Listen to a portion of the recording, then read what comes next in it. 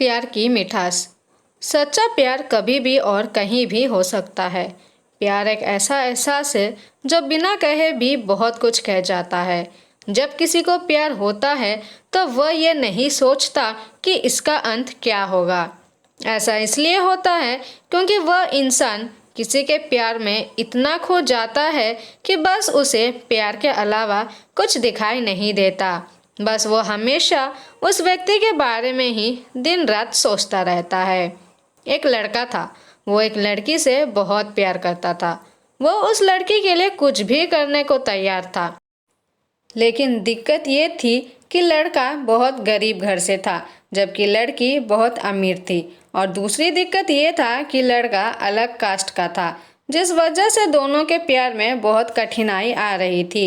वो लड़का उस लड़की से अक्सर पूछता, क्या तुम मुझसे शादी करोगी? लड़की जवाब देती है, मैं तुमसे ही शादी करना चाहती हूँ, पर मेरे घर वाले इस शादी के लिए कभी राजी नहीं होंगे और मैं भागकर शादी बिल्कुल भी नहीं करूँगी। ये समाज बहुत बुरा है, हमें जीने नहीं देगा और रोज़ रोज़ हमें नई नई ताने देगी, जो कि हमसे सहन नहीं होगा। तब लड़का कहता है, ठीक है, जब मैं अपने पैरों पे खड़ा होऊंगा तो तुम्हारे पापा से तुम्हारा हाथ मांगूंगा। लड़की हंसते हुए कहती है, शादी में क्या रखा है? क्या शादी के बाद तुम्हारे लिए मेरे दिल में प्यार कम हो जाएगा? ये सुनकर लड़का सोच में पड़ जाता है। फिर हंसते हुए कहता है, क्या तुम शादी के बाद मुझको भूल जाओगी? इस पर लड़की कहती है, ऐसा कभी नहीं होगा। मेरी सांसें रुक सकती है, लेकिन तुम्हारे लिए मेरा प्यार कभी कम नहीं होगा। फिर धीरे धीरे वक्त बीतता गया और लड़की के घर वाले उसके लिए लड़का देखने लगे। जब लड़के को ये बात पता चला तो वह पागल सा हो गया। वह जिससे बहुत प्यार करता था, उस लड़की के दिल में अपने लिए नफरत भर दिया। वह लड़का जानबूझकर ऐसा करता था, जिससे वह लड़के उससे नफरत करने लगे। और ठीक वैसा ही हुआ जैसा वो लड़का चाहता था। उस लड़के ने ऐसा किया कि उस लड़की के दिल में उसके लिए नफरत भर गया और लड़की उससे नफरत करने लगी। उस लड़की की शादी किसी और से तय हो गई और वह अंदर ही अंदर बहुत दुखी था। जिस दिन उस लड़की की शादी थी, उसी दिन उस लड़के ने लड़की की छोटी बहन को कॉल किया और कहा, मैं जो भी कहूँगा तुम उसको फ़ोन में रिकॉर्ड कर लेना और जब तुम्हारी बड़ी बहन आए तो उसे ये रिकॉर्डिंग सुना देना। उस लड़की की शादी हो गई और वह शादी के 1 महीने बाद वह अपने मायके आ गई। उसकी बहन कहती है, दीदी आपको कुछ सुनाना है।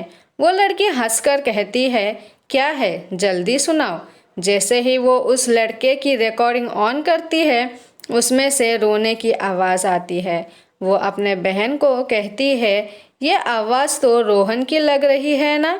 छोटी बहन कहती है, दीदी जिस दिन आपकी शादी थी उसी दिन रोहन का कॉल आया था। वह बहुत रो रहा था। आप खुद ही सुनिए वो क्या कह रहा था। फ़ोन की रिकॉर्डिंग चलने पे रोहन रो रो कर कह रहा था, नगमा मैं तुमसे बहुत प्यार करता हूँ और मैं जीते जी तुम्हारी शादी किसी और के साथ नहीं देख सकता और मैं चाहता हूँ कि तुम अपनी ज़िंदगी में आगे बढ़ो और जहाँ भी रहो हमेशा खुश रहो। मैं तुम्हें कभी भुला नहीं सकता। इतना कहकर फ़ोन कट जाता है। रोहन की ये बात सुनकर नगमा बहुत रोती है और अपनी बहन पे चिल्लाती है, तुमने मुझे क्यों नहीं बताया जिस दिन रोहन का फ़ोन आया था? छोटी बहन जवाब देती है, मैं क्या करती दीदी, मैं तो कसमों के धागे में बंधी हुई थी। वह अपनी बहन को उसी नंबर पे फ़ोन लगाने को कहती है जिस पे रोहन का फ़ोन आया था। छोटी बहन पूछती है, क्यों दीदी? वो अपने बहन को ज़ोर से डांट देती है। छोटी बहन रोहन को फ़ोन लगाती है।